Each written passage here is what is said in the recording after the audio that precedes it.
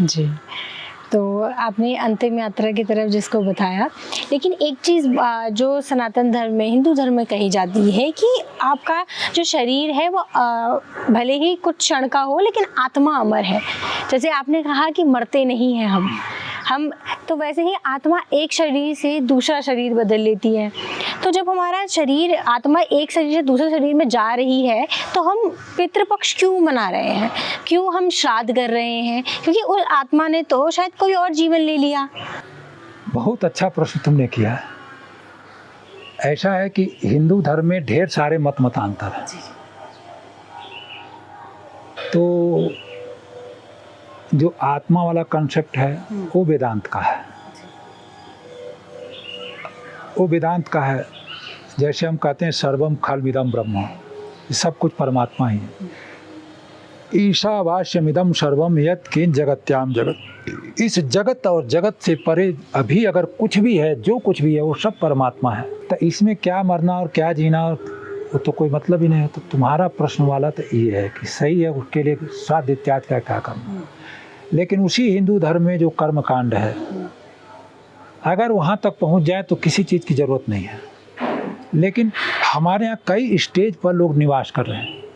तो कई लोग जो बेसिक स्टेज पर हैं, जो वहाँ तक नहीं पहुँचे, जिनकी सचमुच जिनकी मुक्ति नहीं हुई, उनके लिए सब बातें करनी पड़ती हैं।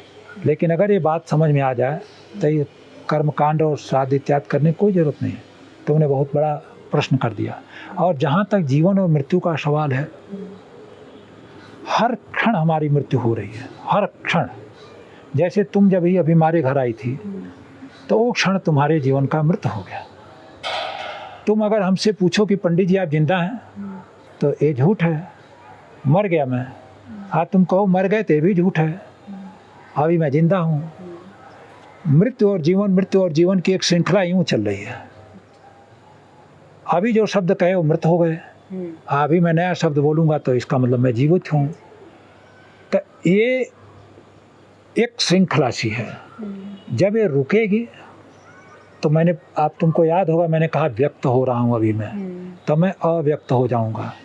तो इसी तरह से व्यक्त और अव्यक्त की भी एक श्रृंखला है। उसको परमात्मा देखता है, हम नहीं देख पाते। लेकिन जैसे बहुत पहले टेलीविज़न जब तक नहीं आया था तो हम नहीं सोच पाते थे कि कैसे कोई लाइव देख लेगा। हम बचपन में जासूसी उपन्यास पढ़ते थे, तब तक टेलीविज़न आया था नहीं। तो वो जो अपराधी होता था वो लाइव देख लेता था कि हमारे लोग वहाँ क्या कर रहे हैं। आज हम प्रत्यक्ष देख लेते हैं कि प्रधानमंत्री नरेंद्र मोदी जी अमेरिका में क्या बोल रहे हैं या संसद में क्या हो रहा है।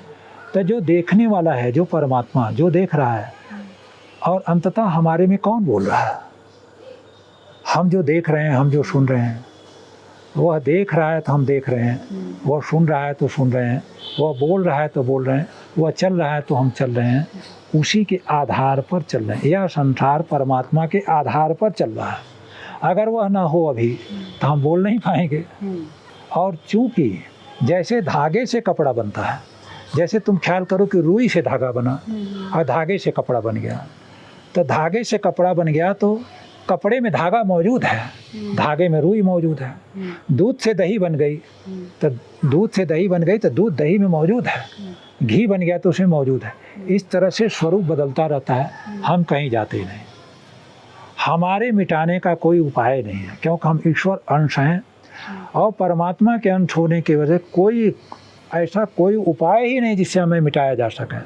हम रहेंगे किसी न किसी रूप में। जिसको कबीर ने कहा, कबीरदास ने, हम न मरे मरिहें संसारा, हमको मिला जियावन हारा। तो तुमने जो कहा कि नहीं करना चाहिए, जो इस तथ्य को समझ ले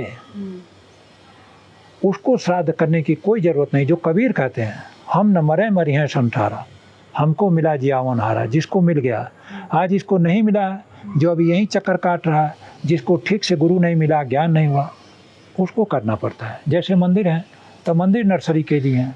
मंदिर किसको जाने की ज़रूरत है? जिसको अभी पूरे तौर से जिसको समझ नहीं है। अब हम बुजुर्ग हो गए हों, आज भी हम ओम जय जगदीश हरे की आरती गाते हैं तो लोगों को सुन के अच्छा नहीं लगेगा।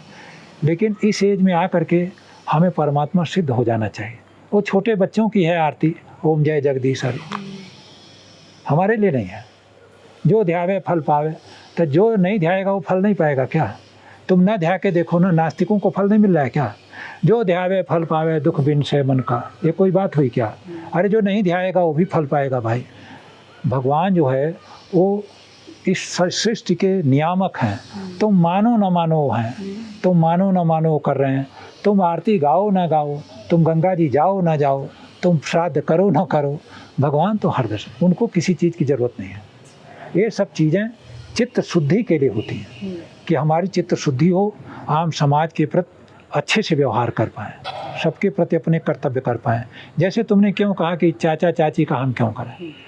अब एक ऐसा समय आ गया चाचा चाची को हम अपना समझ ही नहीं रहे ताऊ ताई को। अरे हमारे ही हैं भाई।